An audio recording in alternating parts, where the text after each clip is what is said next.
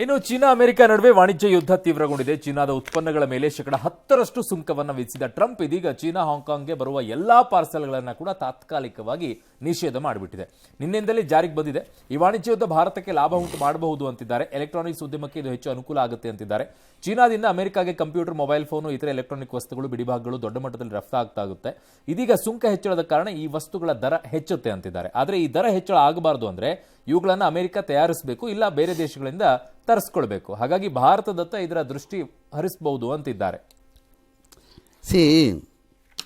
ಒಂದನ್ನು ಇಂಡಿಯನ್ಸು ಒಪ್ಕೋಬೇಕು, ಬಾಯಿ ಮುಚ್ಕೊಂಡು. ಸುಮ್ಮನೆ ಇಲ್ಲದು ಪೊಗರು ತೋರಿಸಿ ನೀವು ಅದೇನೋ ಜೆಲ್ ಹಾಕ್ಬಿಟ್ಟು ಕೂದಲು ಹಿಂಗೆ ನಿಲ್ಲಿಸ್ಬಿಟ್ಟು ತಲೆ ಬಾಚ್ಕೊಂಡ್ಬಿಟ್ರೆ ದೊಡ್ಡವರು ಅನ್ಕೋಬೇಡಿ. ಮ್ಯಾನುಫ್ಯಾಕ್ಚರ್ ಮಾಡೋ ತಾಕತ್ ಬೇಕು ಫಸ್ಟು.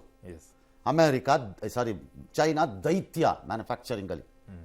ದೈತ್ಯ ಅಂದರೆ ದೈತ್ಯ ಯಾವುದರಲ್ಲಿ? ರೇಟಲ್ಲಿ ಪ್ಲಸ್ ಕ್ವಾಂಟಿಟಿ, ವಾಲ್ಯೂಮಲ್ಲಿ. ಈ ಪೆನ್ನನ್ನು ನಾಳೆ ಬೆಳಿಗ್ಗೆಗೆ 10 ಮಿಲಿಯನ್ ಮಾಡಿಕೊಡ್ತಾರೆ. ಆ ಕೆಪಾಸಿಟಿ ಇದೆ. ಇಂಡಿಯಾನಲ್ಲಿ ಇದಕ್ಕೆ ₹6 ಅಂದರೆ ₹4 ಆಫರ್ ಕೊಡ್ತಾರೆ. ಈ ತಾಕತ್ ಬೆಳೆಸ್ಕೋಬೇಕು.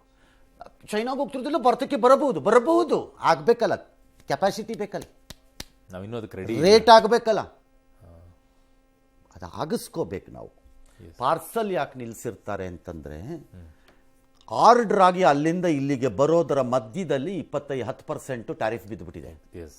ಆರ್ಡರ್ಡ್ ರೇಟಲ್ಲಿ ಆ 10% ಇರಲ್ಲ, ಅದನ್ನು ಸೇರಿಸಿ ಅದಕ್ಕೆ ನಿಲ್ಲಿಸಿರ್ತಾರೆ. ಬಟ್ ನಾವೀಗ ಮ್ಯಾನುಫ್ಯಾಕ್ಚರಲ್ಲಿ ತುಂಬ ಹೆಚ್ಚಾಗಿದ್ದೀವಿ ಅಂತ ಹೇಳ್ತಾ ಇದಾರಲ್ಲ ಸರ್. ಈಗ ರಫ್ತು ಭಾರತ್ ಎಲೆಕ್ಟ್ರಾನಿಕ್ ಇದರಲ್ಲಿ $22.5 ಬಿಲಿಯನ್ ಹೋಗಿದ್ದೀವಿ ಅಂತ ಹೇಳಿ ಅವರು ಪಾಪ ತಾಯಿ ಒಬ್ರು ಹೇಳ್ತಿದ್ರು. 26-27 ನಂಬರ್ ಬರ್ತಿತ್ತು, ಈ ಸರಿ 32 ಬಂದಿದೆ, ಚೆನ್ನಾಗಿ ಇಂಪ್ರೂವ್ ಆಗಿದೆ ಅಂತ. ಹಾಗೆ ನಿಮ್ಮದು ಈಗ ಕಾಂಗ್ರೆಸ್ ఢಿಲ್ಲಿನಲ್ಲಿ ಲಾಸ್ಟ್ ಟೈಮ್ ನಮಗೆ 4% ಬಂದಿತ್ತು ಟೋಟಲ್ ವೋಟ್ಸ್, ಈ ಸರಿ 8 ಬರ್ತಿದೆ. Great improvement, very good. ಹೊತ್ತು 0 ಸೀಟು, ಈ ಸರಿ 1 ಸೀಟ್ ಬರ್ತಾ ಇದೆ. ಟ್ರಮಂಡಸ್ ಇಂಪ್ರೂವ್ಮೆಂಟ್ ನಮ್ಮ ಪಾರ್ಟಿದು ಅಂತ ಅಂದ್ಕೊಳ್ತಾರಲ್ಲ, ಹಾಗೆ ನೀವು ಭಾರತದವರು ಅಲ್ಲ sir. 27% you have to develop that capacity, compete with China ಅಂತ ಬರೀ ಬುರ್ಡೆ ಬಿಟ್ಕೊಂಡು ಬಜೆಟ್ಗಳಲ್ಲಿ ಹಾಕ್ಕೊಳ್ಳೋದಲ್ಲ. And it is not easy.